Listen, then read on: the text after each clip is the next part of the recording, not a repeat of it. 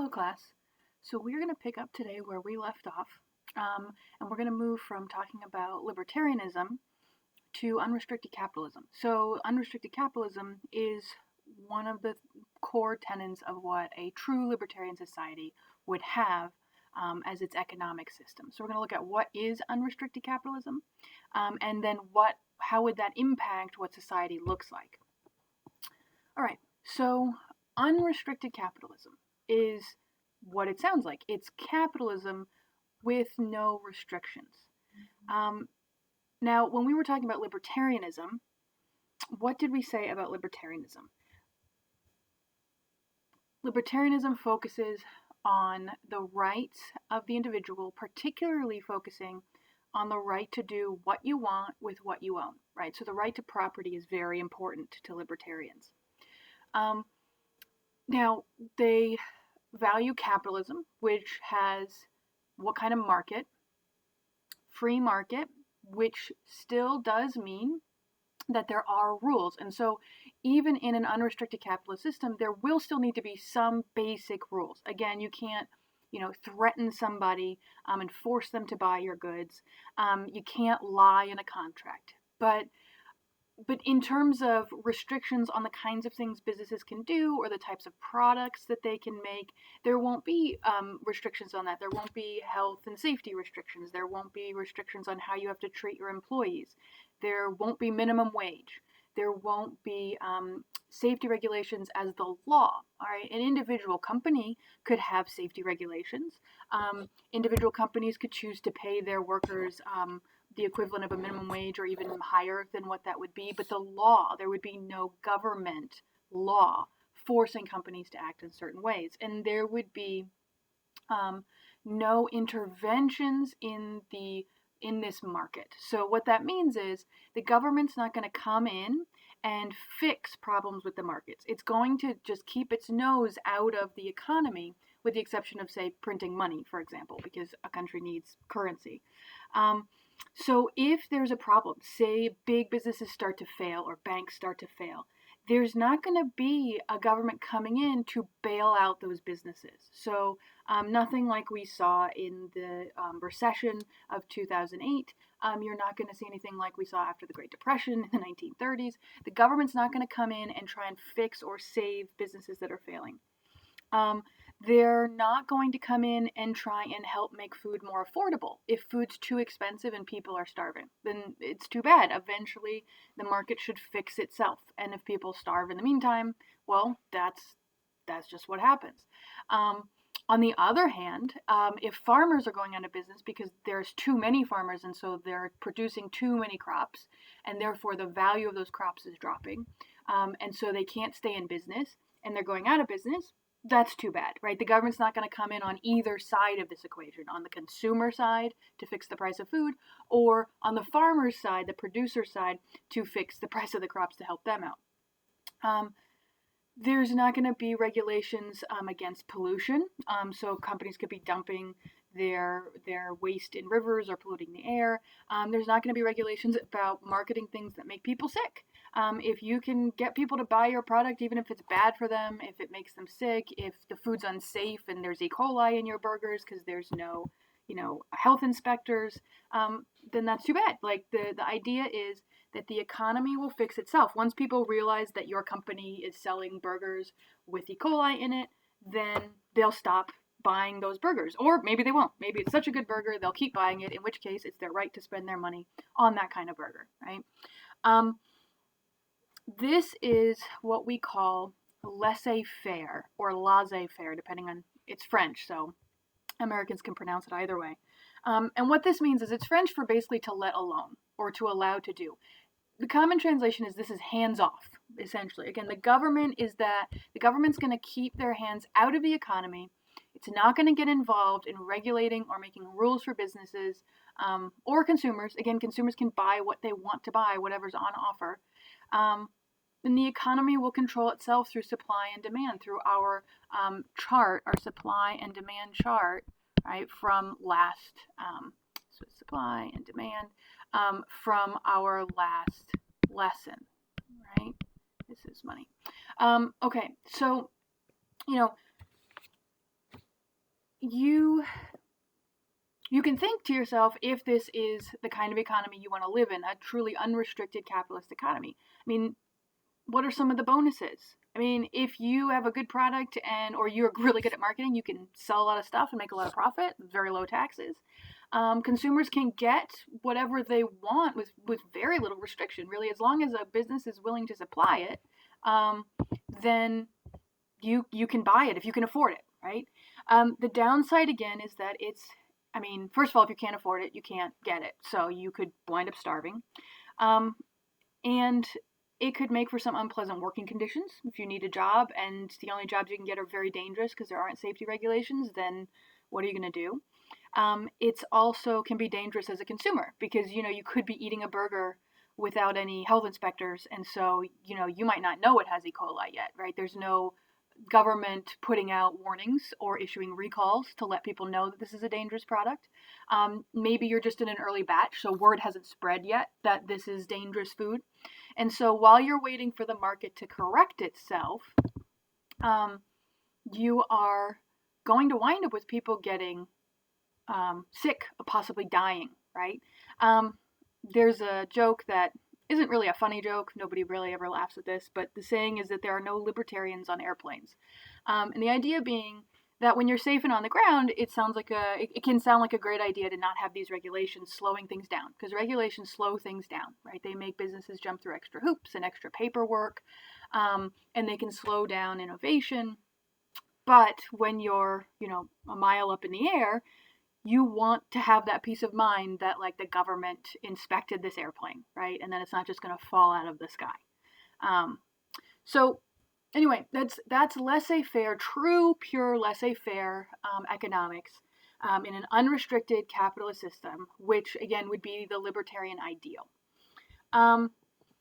Now, again, this is the ultimate market capitalism. So if you can pay for something, great, and if you can't, then it's too bad. Okay. And this is backed and kind of the foundation for this attitude is the idea that the individual is an individual unit, which is a little redundant, but each person is their own separate little entity, right? And that in life, because there aren't these regulations and it's kind of an open, free society where there's not a lot of rules as to what you can and can't do, that means there must be lots of opportunity in life. So, you can work really hard and make it, and then you can afford all these things that you want.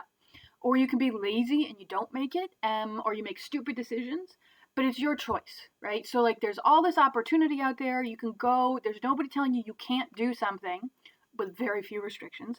And you can make the most of it. And so then wherever you land, it's the result of your decisions. You have nobody to blame but yourself, right? So you can take that gamble. You can pay the fire department company, or you don't have to. And maybe your house never catches on fire and you save all that money, and great for you. But maybe your house does catch on fire, in which case, you made a bad gamble. But it's your responsibility. It was your choice. It's your consequences. So this comes down to the idea, ultimately, of the self-made person. The self-made man, which is maybe a phrase you've heard of, the self-made woman. There's really nobody to blame in life but yourself. Who you are, the choices you make, the decisions you make, where you wind up in life is up to you. And this should sound pretty familiar, because this is basically the bedrock of the American dream. This idea that America is the land of opportunity. People come here to take a chance in life, to build themselves up, to make something of their lives, when at home or in their home countries that wasn't the case, and then to make life better for their children and the future generations of their family. So this is an idea that Americans definitely, and other countries around the world also, are familiar with. Now, I want to have you think for a few moments about whether or not this is a real thing, and how much is it true that people are self-made, right? So I want you to think, who made you who you are today? Or what made you who you are today? What made your teachers the way they are? I know you have teachers you love, teachers you hate, subjects you like, subjects you don't like. What affected all of that? What made your parents the way they are? What's going to shape who you become later? What will shape how successful you are in life? And how do you define success, and why do you define success that way? I mean, when I ask this question, unfortunately, we don't have the luxury of an actual exchange here, but students often say, well, the things that made me, or in this case you, who you are today, well, your parents, okay. Who made your parents the way they are? Well, their parents. Okay, well, and so you go back and back and back. But, did you pick your parents? No, right? That's just kind of luck of the draw. Teachers also have an impact on you, right? Some teachers can stoke a real interest in a subject that you maybe never liked before, but then you get a great science teacher and all of a sudden you're really interested in science. Or a teacher that is not your kind of style of learning, and it kind of squashes or makes you hate a subject, right? And why, which teachers you got, that's just luck, right? In our school, there's plenty of other history teachers you could have had, or if you'd gone to a different school in the district, or a different state even, right? The curriculum in, for example, Indiana does world history in 1 year, and so we go really quickly. Massachusetts and New York do world history in 2 years. So even just the way the curriculum is set up is different. If you had been born in China, your history lessons would be different than if you were born in, the United States, and grew up in these countries, obviously. Your friends make you who you are, right? And well, why do you pick the friends you pick? Well, maybe common interests, common talent. Maybe you're on the basketball team together. But also, what year you were born, right? That's gonna, like, your group of friends is often the people in your same grade, right? And so your friends would be different if you had been born a year earlier or a year later. Your classroom experience would be different. The kids that I taught last year were a very different group than the kids I'm teaching this year. And even the different class periods have different atmospheres and attitudes, and that's just luck of the draw. The year you were born is going to affect the year you graduate high school. And if you're going to college, the year you graduate college. And that's going to affect your job opportunities. Not just what you choose to major in. Of course, what you choose to major in. Well, are you going to major in something that you love?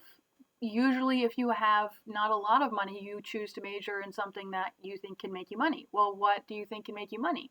Well, society decides that, right? What jobs do we have that actually offer a lot of money? Maybe you decide to go into being a doctor, not because you particularly want to, but because it's going to be a stable career, that you're always going to need doctors. That's not to say doctors don't love their jobs, but it's just an example. When you graduate, how many jobs are even available? Well, it depends when you graduate. The kids who graduated in 2008 graduated to a global recession. So there weren't as many jobs available. And so those kids of that year are still making less than the kids who graduated in 2007. And they will never really recoup those losses. And that's not their fault. That's just the year they were born and the year they graduated. That same group of kids who was told, so this is like the millennial generation, kids born between 1981 and 1996, they were coming of age at a time when there was a global recession. This was supposed to be a once-in-a-lifetime economic downturn. And going into that recession, they had basically half as much wealth as the older generation. And now, after that recession, they actually lost about twice as much, and they have 4 times as little wealth as that older generation. It's just money they're never going to recoup because of that lost earnings. Because when people started hiring again, they were looking at the newer graduates, the graduates from 2010, 2011, 2012, not the graduates who were a couple years out of date now, right? So they're constantly playing catch up. And now that same group is in their 30s or 40s, and they're hitting a second once in a lifetime downturn with the pandemic, right? And your experiences living through this pandemic, I mean, that's completely out of your control. You're getting education that's being truncated because you can't be in school right now. And everybody's doing the best they can, but it's definitely not the same experience. People who are losing their jobs right now, it's not their fault. It's just that the economy has come to a grinding halt. Sure, there are individual choices right now. If you choose to go out and be in crowds when you're not supposed to be, you're probably going to get sick, yeah, that's an individual choice. Unless you're doing it because it's part of your job. Like if you're a nurse, if you're a doctor, if you're a grocery store clerk, if you're any of these jobs that have been deemed essential, you don't have the luxury of staying home. And of course, if you've been laid off, then it's not a luxury that you're staying home. So there's all kinds of things that are outside of people's control. They're going to affect their abilities to provide for themselves and their families, or what kinds of people they grow up to be. Just in normal conditions, normal circumstances, not a pandemic, but you've got things to consider like just natural talent, right? And is that natural talent cultivated, and is it valued? So, if I can stack 4 eggs on top of each other, well, that's a talent, but like not one that society particularly thinks is valuable, and I'm not going to be paid for that. But if I can throw a ball through a hoop, well, then I could get paid a lot of money, especially if I'm a man who can throw a ball through a hoop, right? If I could play for the NBA, that's a lot different and a lot more money than if I'm going to play for the WNBA, right? And then, well, maybe I have a musical talent, but like, did I grow up in a household where my parents could pay for lessons, right? And then I could become a concert pianist.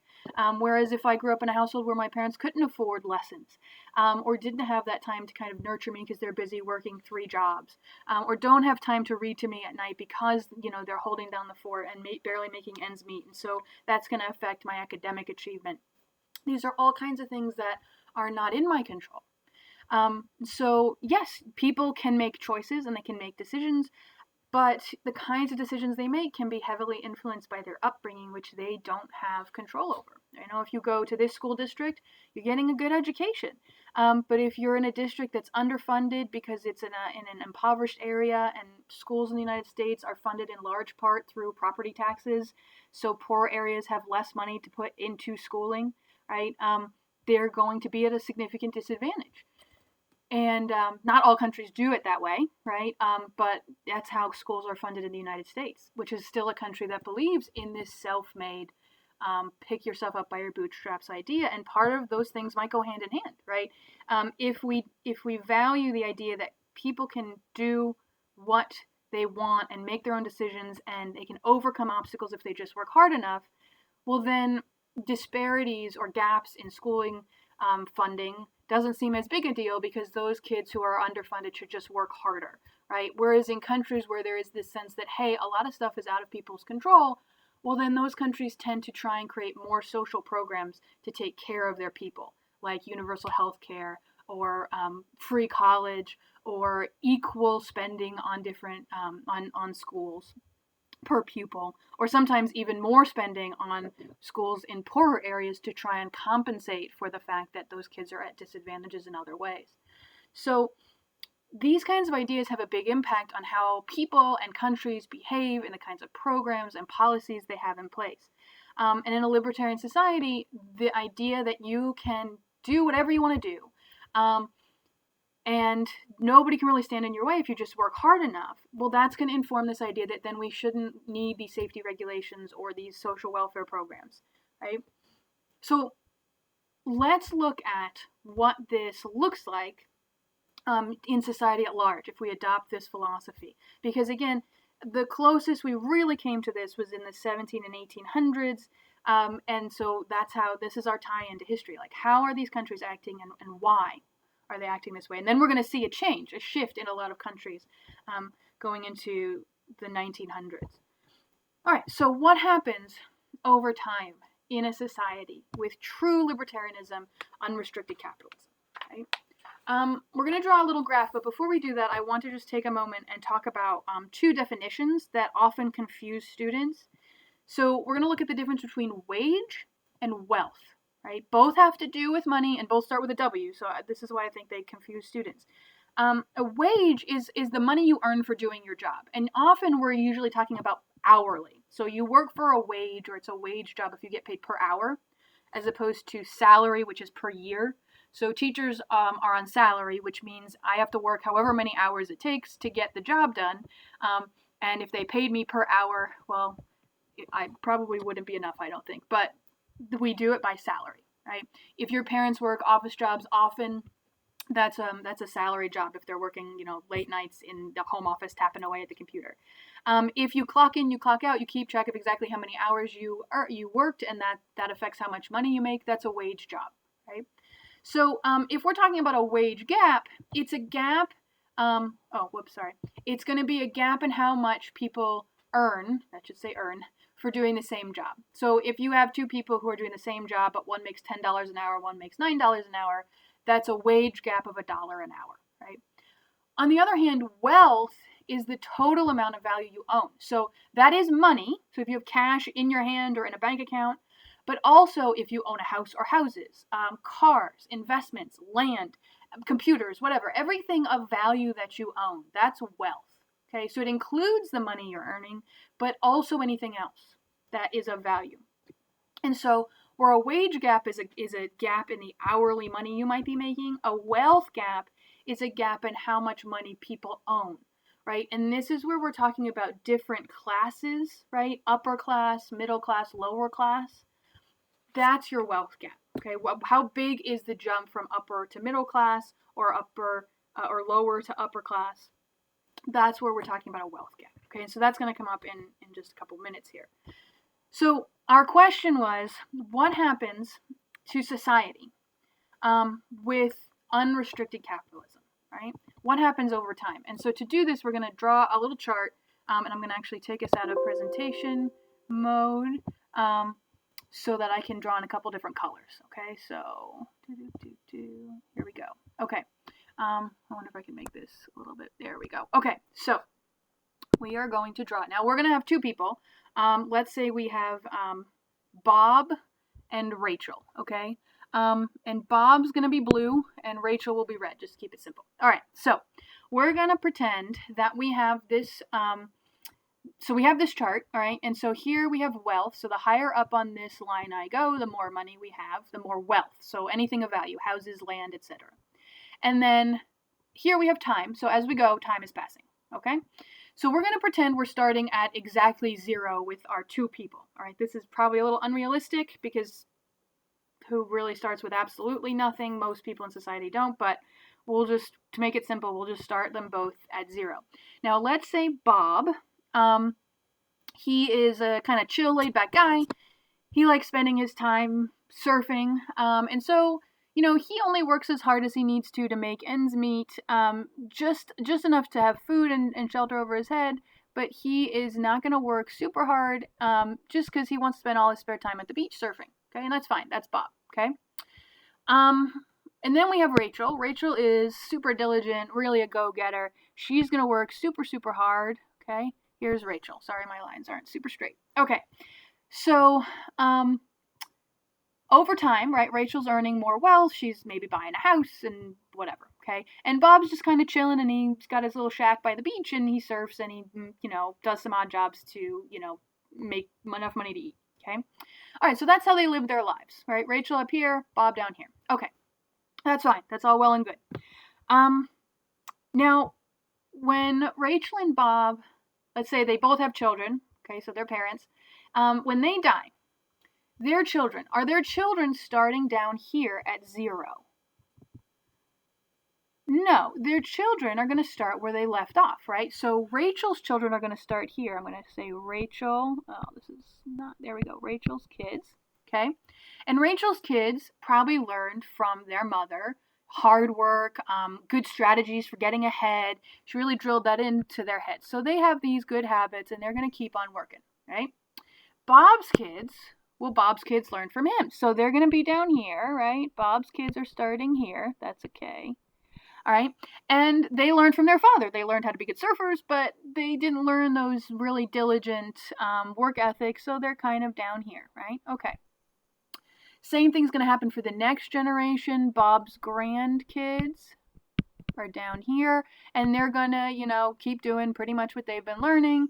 Rachel's grandkids are going to keep on working and investing and etc. Same thing again, great-great-grandkids, and we kind of keep on going.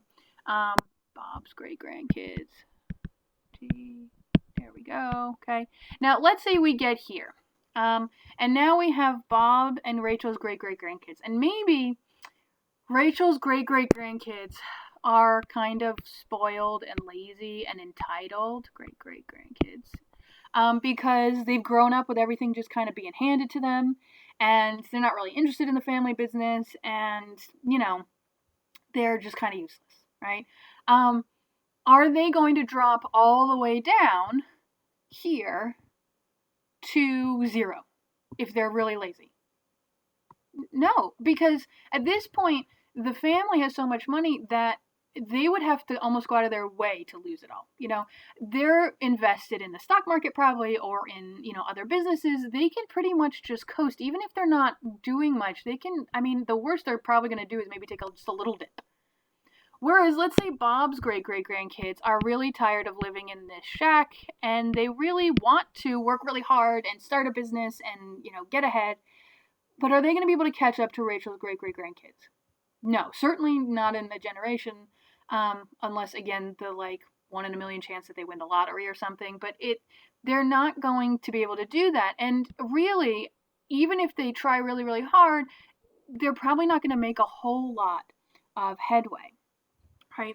And so what we have is, in a neater version here, is this graph. Okay?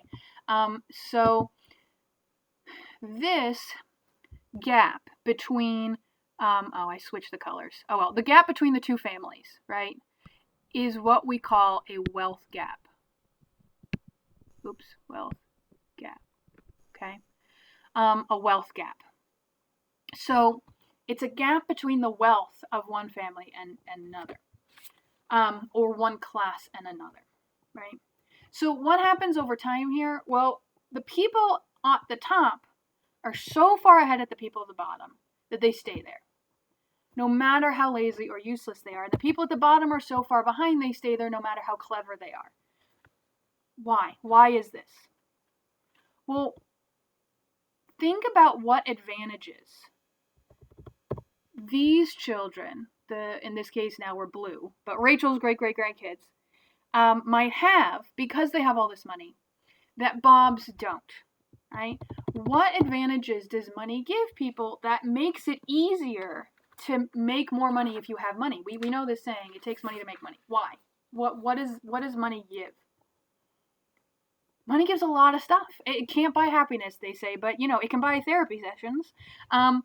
It buys an education, a quality education.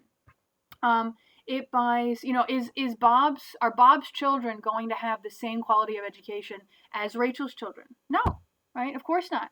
At least not in the United States. Not in a libertarian, unrestricted capitalist society.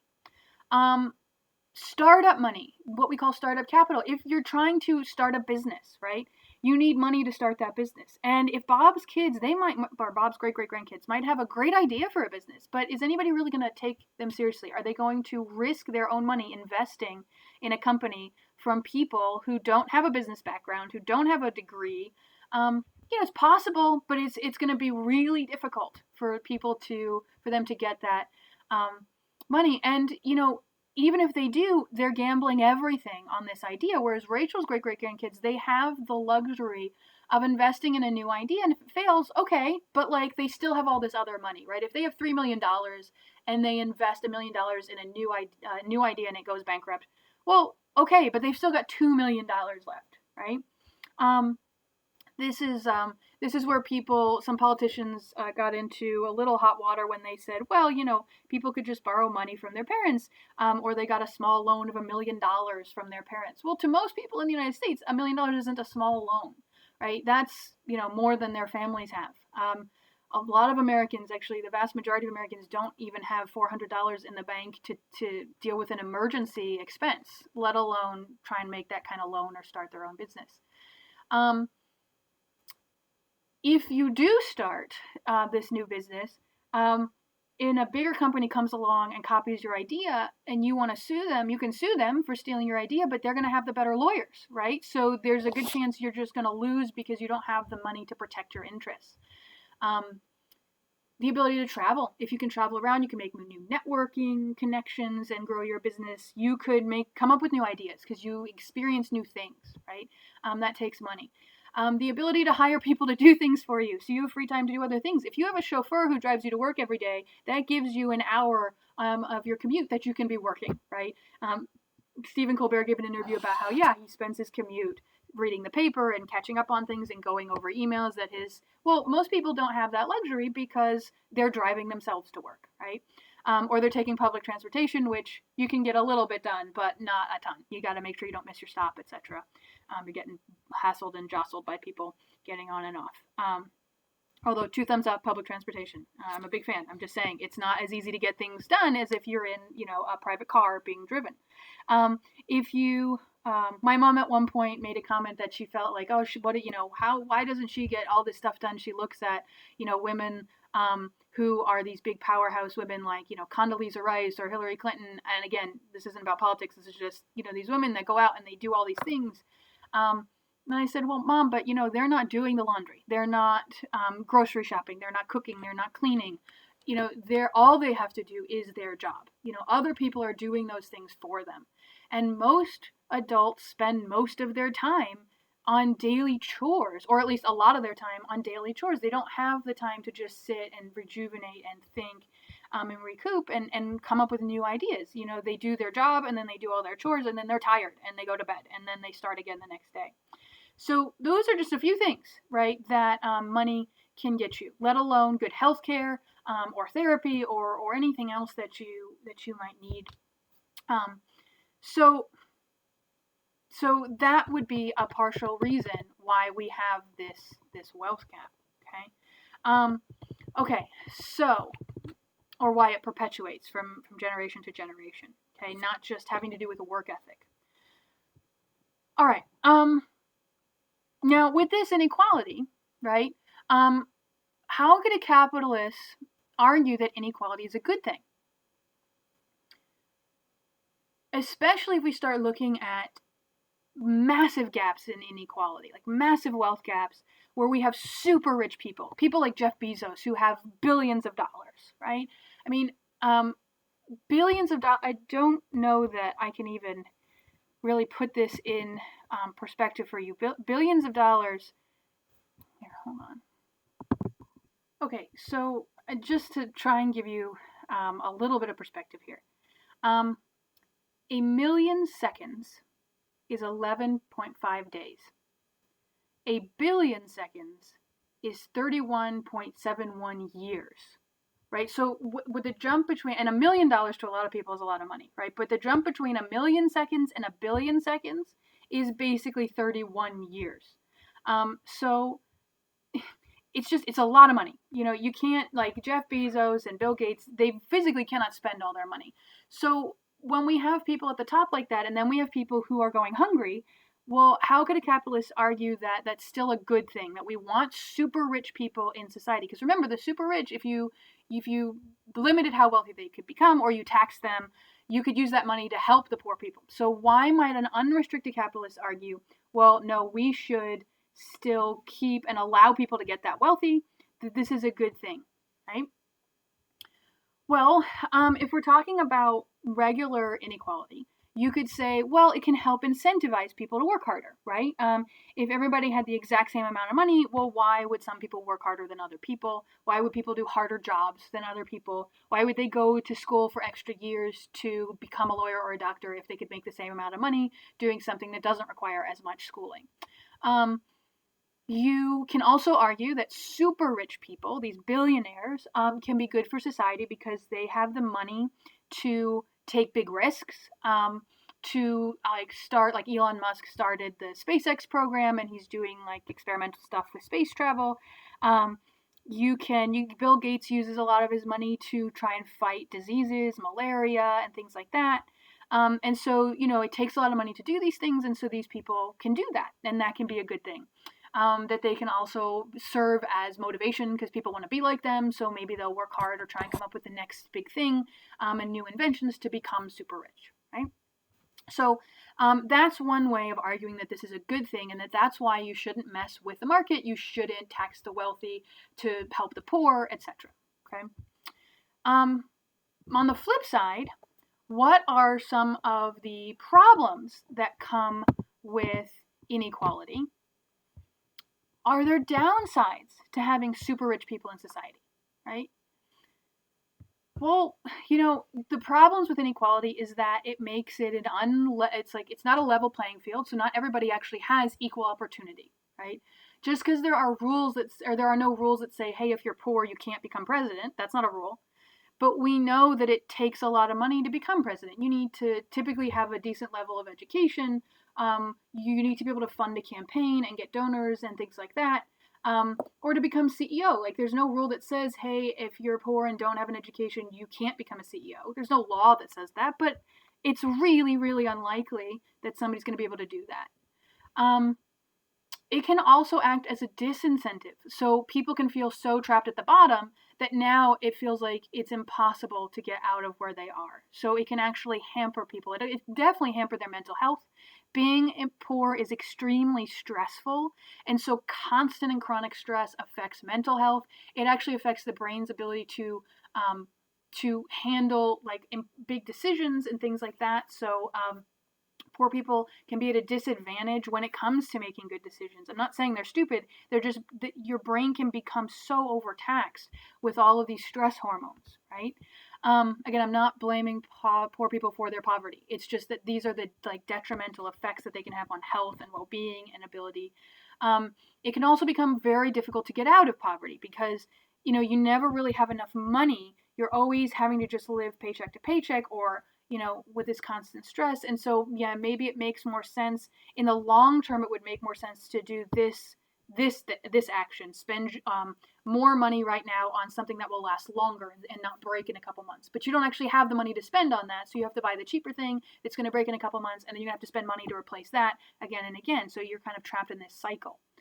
Are there downsides to having super rich people in a society? Well, yeah.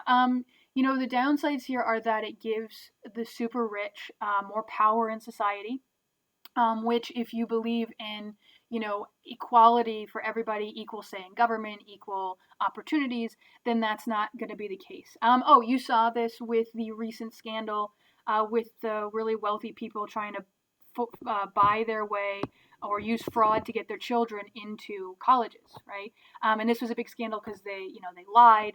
But actually, if they had just donated a ton of money to the university, they also could have gotten their kids in, and that would have been totally legal. And is that fair when you might have people who are middle class or poor that are working? We always say you should work really hard. If they're working really hard and they're not getting in because the wealthy can buy places for their children in these schools. And then that gives them obviously a leg up in society because, a big label like that going to UCLA or wherever, or Harvard or comes with network connections and prestige and gets a foot in the door. So other ways that having super rich people in society can be a disadvantage, well, you're relying on them to decide how to spend their money. So if they want to open a soup kitchen, great, but they can also discriminate. They also don't have to open the soup kitchen. Bill Gates has chosen to fight malaria, and that's great, but he didn't have to, and a lot of wealthy people don't. We also see that wealthy people and poor people give to charity, but they often give to very different things. And in particular, wealthy people tend to give to charities that are of their own interests. So like orchestras or art galleries. And I like orchestras and I like art galleries, but people also need homeless shelters or soup kitchens or battered women's shelters, things like that, that, the wealthy might not be as interested in, or they might not see as much of a need for because they're not experiencing those problems. There's also the argument that, hey, sure, Elon Musk could start SpaceX. Great. But if you taxed Elon Musk, you could take that money and use it for, to actually fund NASA. And NASA's done some pretty great stuff when it's gotten the funding. But it's had its funding cut and limited because, we're not taxing the wealthy. In fact, we've been cutting taxes. So that means, they don't have as much money to spend.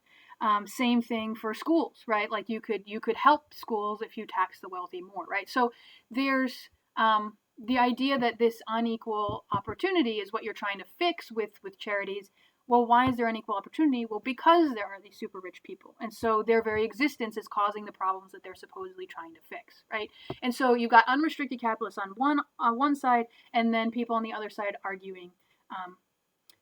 If it helps, you can think about this in terms of sports, like football and baseball.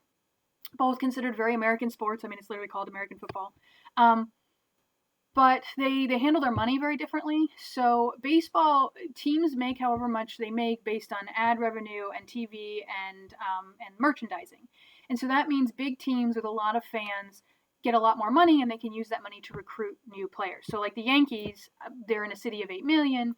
And they make a lot of money, and people constantly complain that they like buy championships because if you got a good player from a smaller team like I don't know the the Pittsburgh Pirates or the Cleveland Indians, they don't have as much money, and so if there's a good player there, the Yankees can like offer that player a lot of money to come play for them, right? And so they go to the championships a lot.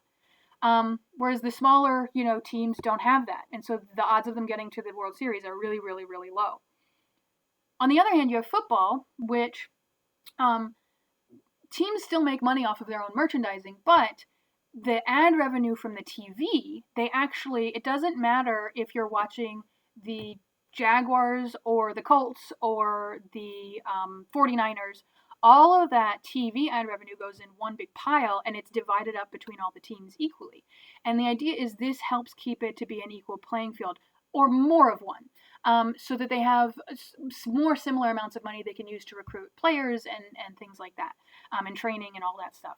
So it's not completely equal because they still can make different money based on selling merchandise, but it tries to make it a more level playing field. And as a result, football does have a more competitive nature when it comes to like who's going to make it to the Super Bowl. Each year, each team has a pretty decent chance of making it at the start, because they've been given a more level playing field than say the baseball teams have.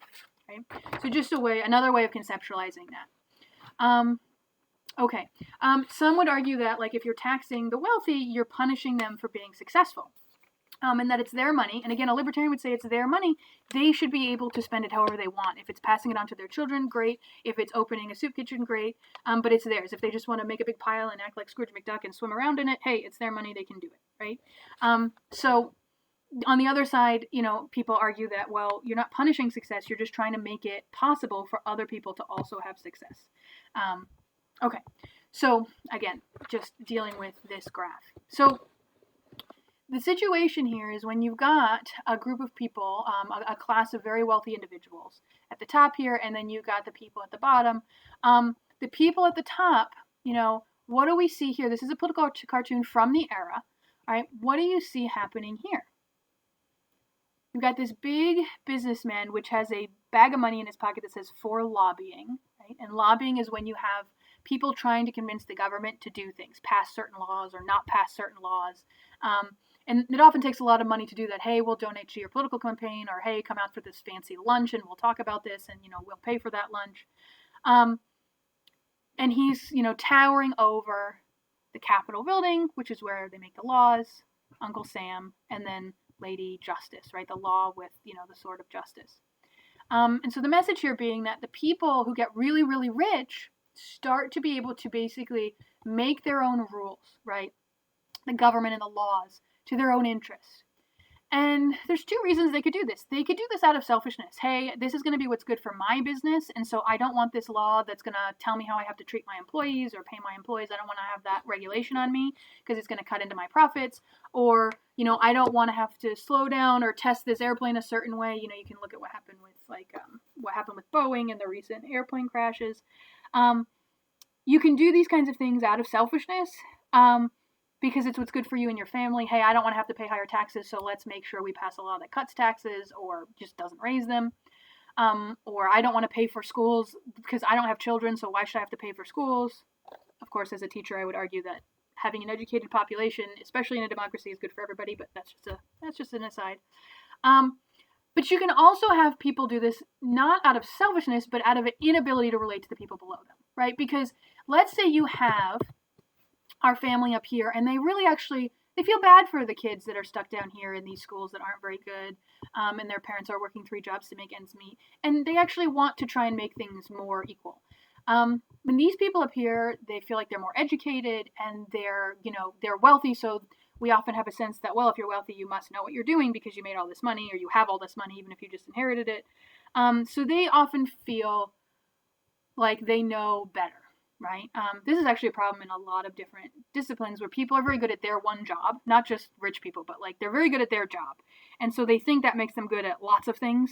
When actually, if you're a really good engineer, great, but that doesn't mean you're going to be a good doctor, or if you're a really good doctor, it doesn't mean you know exactly how to, run a government, or, running a business is different than running a government. So we see this actually across a lot of different specialties. But the point here is that if you have people at the top, they often feel like they know better for the people at the bottom, that these people down here are uneducated or they're stupid, so they're making bad decisions and that's why they're poor, and they want to help out the people down here, but that these people at the top, they know what's best for them.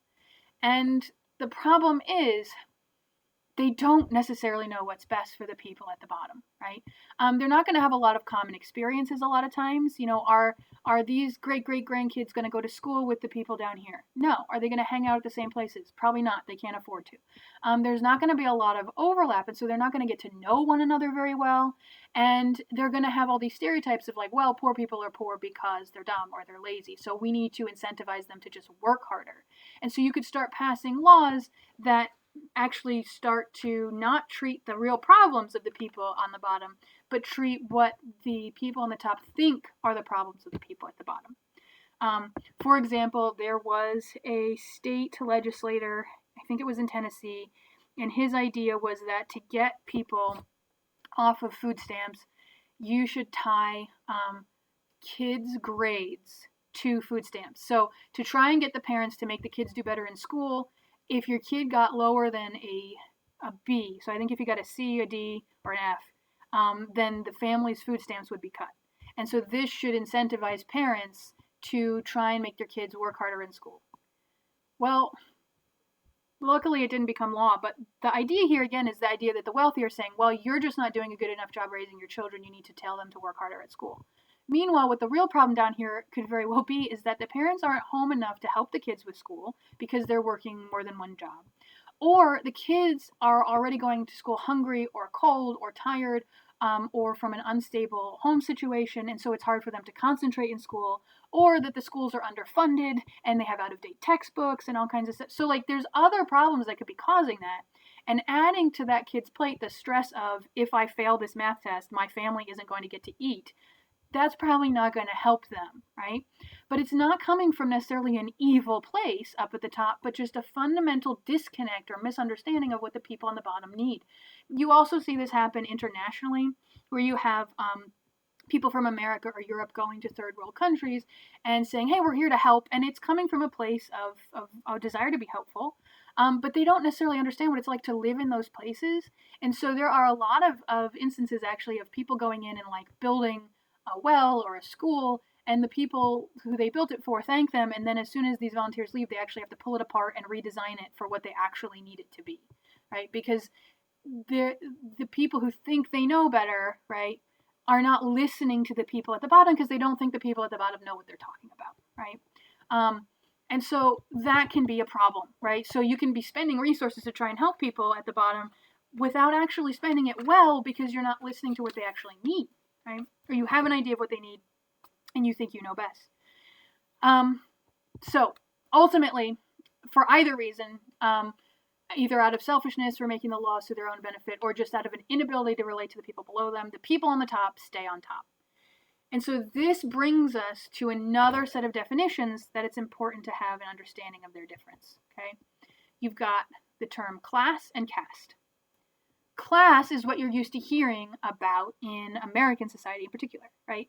Class is determined by wealth. It's your place in society determined by wealth, and it's changeable. Either within your own lifetime or over the generations, people can change their class. You get an education, you open a business, you work really hard, whatever it is. It's changeable. Caste, we've talked about caste. Caste, your place in society is determined by your parents' place in society, and it's not changeable. Whatever you're born into, that's where you stay. So you could think of the Indian caste system. You could think of feudalism. You're born a serf, you die a serf. End of story, right? And so what we're seeing here is that in an unrestricted capitalist society, at the start, over here, was this a class system or was it a caste system? Could you change your status in society at the start? Yes, you could, which means it's a class system. But over the generations, as wealth accumulates, it turns into, by the time we're here, a caste system, where the people at the bottom are stuck at the bottom, and the people at the top, even if they're lazy, are at the top, right? Think about people like, Paris Hilton. Is she ever going to become a pauper? No. No. Barring some cataclysmic event. Here, the people at the bottom are pretty much stuck at the bottom. It is possible, there's no law saying you can't move up, but it's going to take a truly exceptional individual. Basically, if you're at the bottom, you're asking people to be extremely exceptional to be able to move out of this status in society. And the people at the top need to just basically keep breathing, and they're pretty much going to be fine at the top, right? Like Bill Gates went out of his way to only give $1 million to each of his children as their inheritance to try and incentivize them to keep working. But that was his choice to do that. And again, only $1 million, that's still more than a lot of people will earn in their entire lifetime. Okay, so how is it that people can look at this and say, oh, well, that's just too bad, right? That like the people at the bottom are just stuck at the bottom. The people at the top, well, they're at the top. That comes down to a philosophy called social Darwinism. And this is based on the idea of what we associate with evolution and Charles Darwin's theory of evolution, which has been summarized as survival of the fittest. Although Charles Darwin never actually coined that phrase. A guy named Herbert Spencer, who was not a scientist, coined that phrase. And Herbert Spencer used it to try and apply it to people. Now, those of you who've taken biology should know evolution is the idea that species change over the generations to adapt to their surroundings.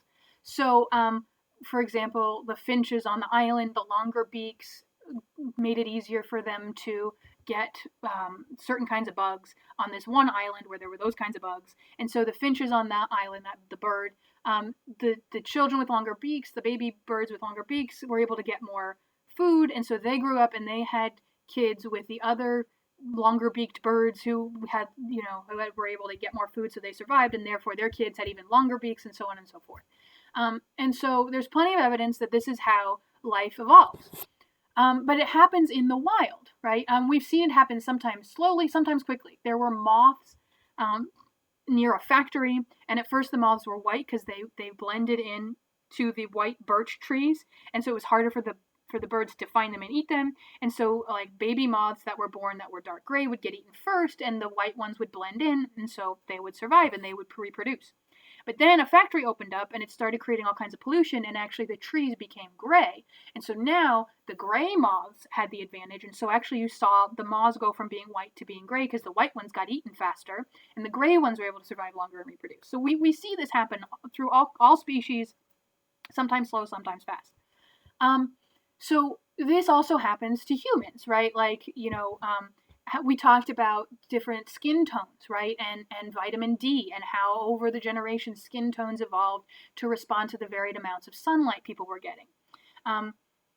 So it's not that evolution can't apply to humans, but the problem here is that Herbert Spencer created what was called social Darwinism. And again, he's not a scientist, where he tried to apply the biological concept of natural selection, which we were just talking about, to people in society. And his argument was, the poor are poor for a reason. Those who are too weak to be useful will perish. So the poor are poor because they're naturally unfit. They're dumber, they're lazy, they don't pass good traits to their children. This is why they're poor. And the wealthy are wealthy because they're more fit, they're more competitive, they're smarter, they're able to do this. And so that is why they have all this wealth. And he believed that you could pass these traits from parent to child. So like if you learned how to be thrifty and good money manager, genetically you could pass that on to your child, which we know that is not how genes work, right? But so his argument was that actually it's bad for human society, it's bad for humanity as a species if you help the poor.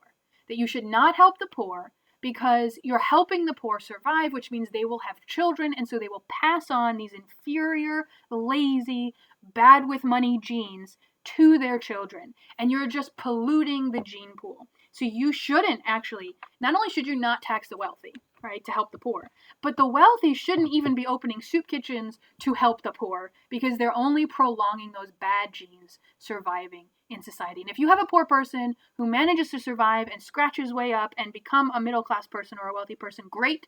They were the exception and they deserve to be there.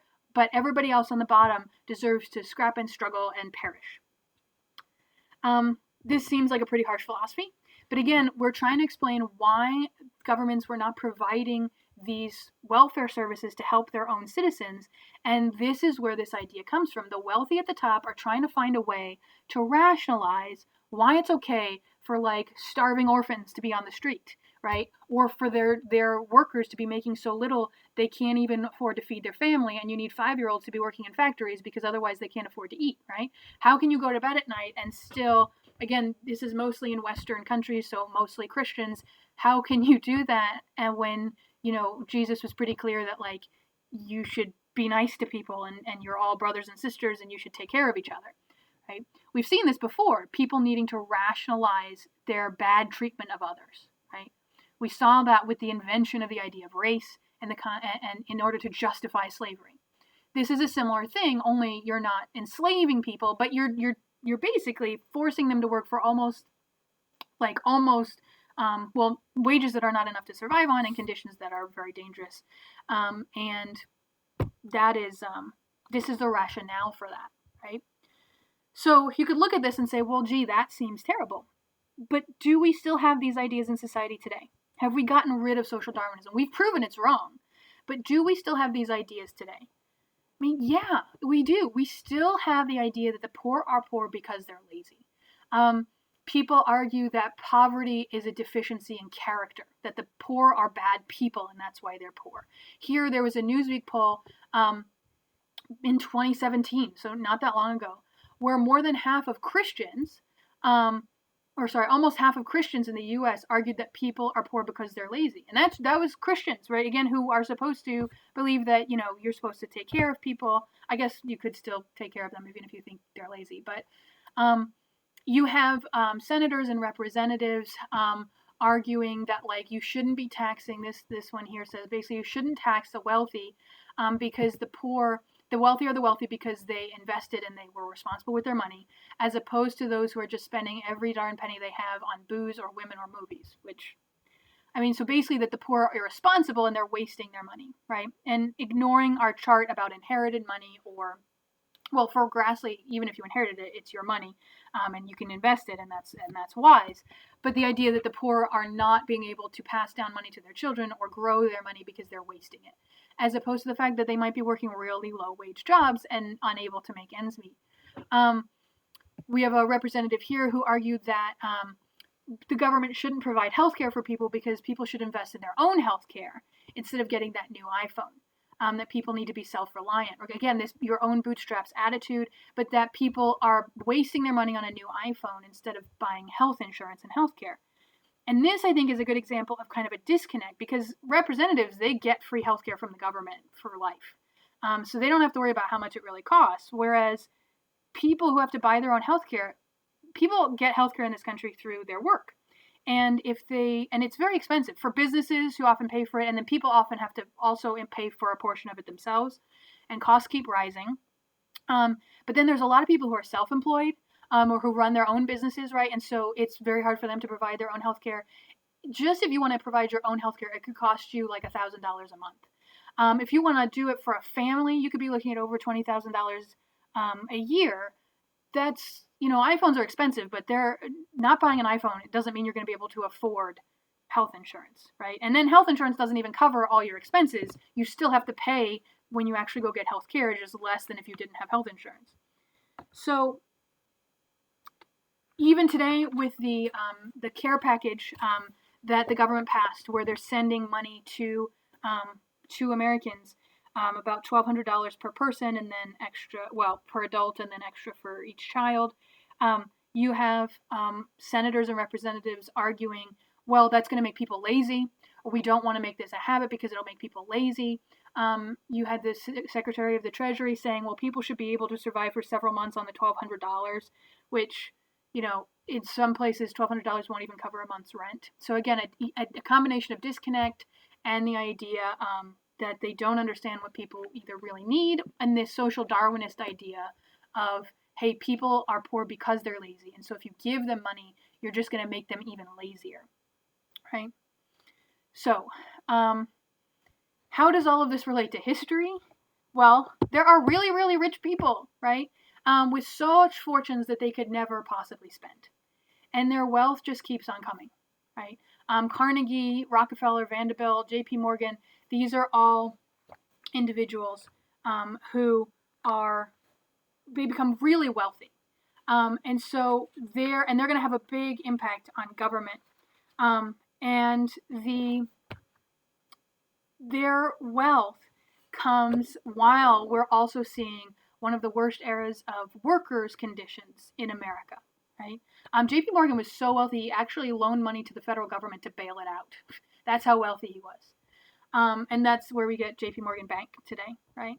Carnegie Hall, Rockefeller Center, these are named after these men.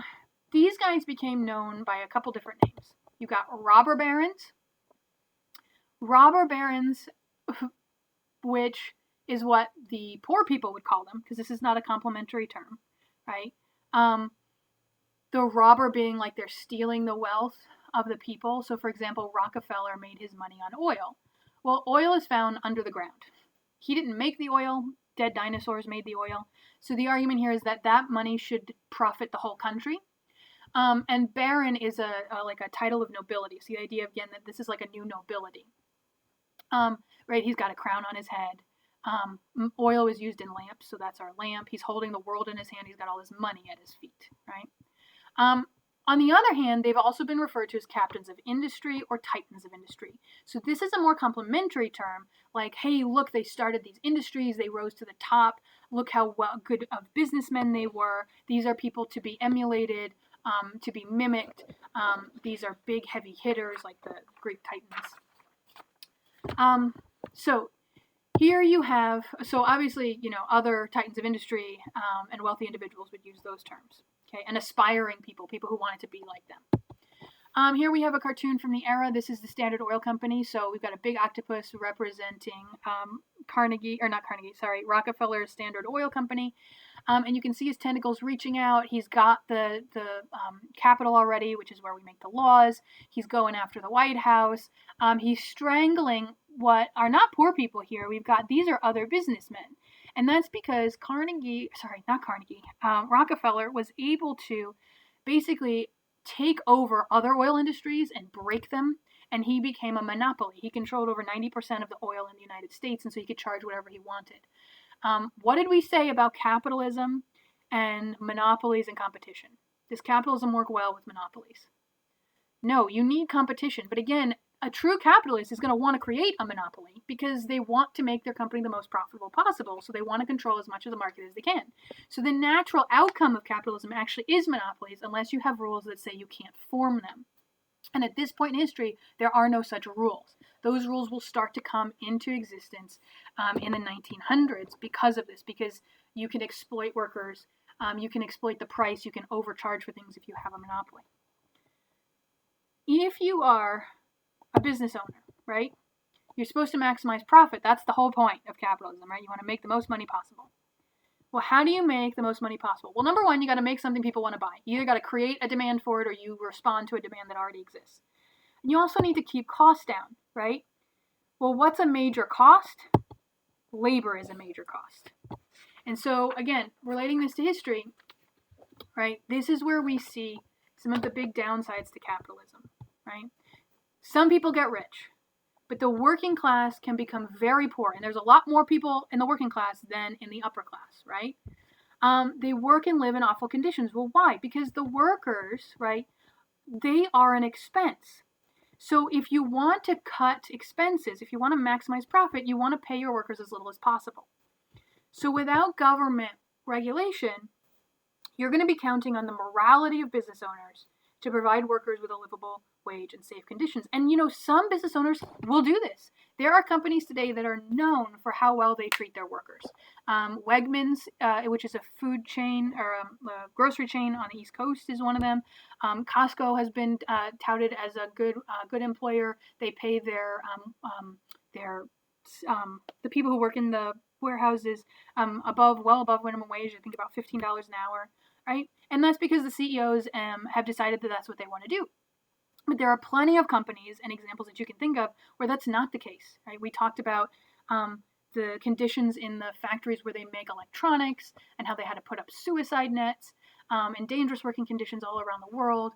And in factories where children, are sewing together clothes that are being sold in Gap and Old Navy and Walmart and all these places. So in this era, we see children working in coal mines for literally from sun up to sundown. Like they are actually going to become vitamin deficient because they aren't going to get enough sunlight. It's the same thing. They'll be working in dangerous factories. I used to assign a documentary on child labor, but we don't have time this year, where children are used not just because they need to help provide for their family because their parents are being paid so little, but because their little hands can get into the machinery and unclog machines, right? And so you're having them crawl into these dangerous machines, and as soon as they unclog it, the machine starts up again, and they can lose a hand. Women are working in terrible conditions as well, including in coal mines, which we often overlook. And so are men, men and boys. Like everybody in the working class is suffering a pretty rotten situation here. So in the 1800s, the working class in England and Germany and France and parts of the United States are extremely poor, right? As countries industrialize, this is what we see. Okay, England and Germany and the United States are at the front line here. France will follow on, and eventually Italy and Spain, etc. And then we'll see this later, as a century later, where we're seeing China industrialize and other places. From a health report in 1890 from New York City, it said the death of a child in a tenement. And so these are tenements. They're basically like apartments, but they're super close together. They don't have like fire escapes. They're built of wood. So, if a part catches on fire, a whole block can go up. You might have heard of the Chicago fire. They don't have safety regulations, so they don't necessarily have to have windows or fire escapes. Sometimes 12 members of a family would be in one little room that would be like a third the size of our classroom. They'd have communal bathrooms, and maybe on every other floor.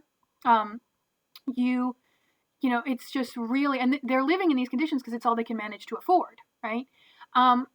Because they're making so little money.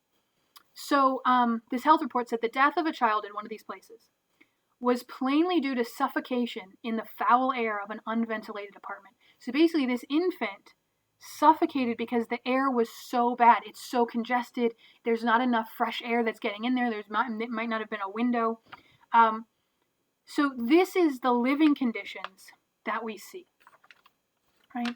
This is what happens when you don't have taxes on the wealthy to help redistribute to the poor. This is what happens when you don't have minimum wage laws that keep pace with inflation, so it's actually a livable wage. This is what happens when you don't have safety regulations, right? What are the people going to do? Because again, you have way more poor people than you have rich people. So what do we see happen when there are massive numbers of poor, hungry, oppressed people? Yeah, we've seen this over and over again. Revolt, revolt, revolt, right? And so Adam Smith, the guy who literally wrote the book on capitalism, right? For market price, supply and demand.